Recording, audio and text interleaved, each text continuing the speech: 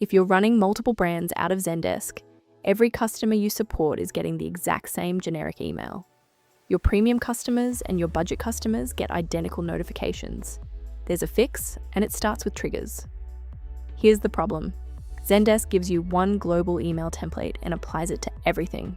Your premium brand's ticket update looks identical to your budget line's notification. The header, footer, and styling are the same for every brand you support. The workaround is to strip your global template down to a neutral skeleton, then use triggers to inject brand-specific content into each notification. It's not a native feature, but it's the standard approach support teams have used for years. Before you start, gather what you need. Admin access to Zendesk, your brand assets hosted somewhere accessible, a list of which notification types need brand differentiation, and basic HTML skills for inline styling. Also take screenshots of your current trigger setup so you can roll back.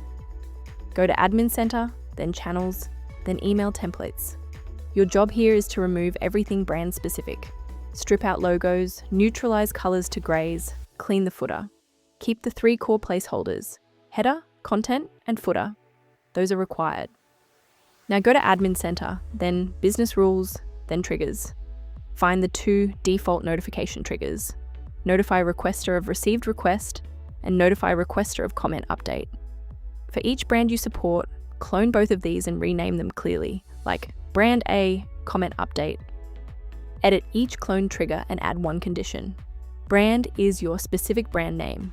This ensures the trigger only fires for tickets from that brand. Then check your trigger order. Brand-specific triggers must sit above generic ones in the list, because Zendesk fires all matching triggers from top to bottom. In each trigger's email body action, write brand-specific HTML. Include the brand logo as an absolute URL, the brand name throughout the copy, contact details specific to that brand, and inline CSS for colors and fonts. Never use relative paths for images. Email clients need a public URL to fetch them. As your brand count grows, organization becomes critical. Use full descriptive names for every trigger. Group them with Zendesk's trigger categories. Follow the correct firing sequence. Set defaults first, then categorize, then enrich, then route, then notify. And document everything in an internal wiki. It's housed. There's one limitation worth knowing up front. Zendesk guide emails, the ones for help center article comments and subscriptions, completely bypass your trigger system. They always use the global template.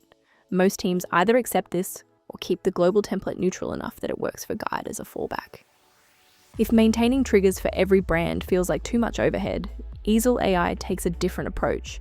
It automatically detects which brand a customer contacted, generates responses that match that brand's voice, and works across email, chat, and your help center without any trigger configuration at all. If you're looking for a simpler way to handle multi-brand support, try eesel AI free for 7 days at eesel.ai. No credit card required, no trigger chains to build.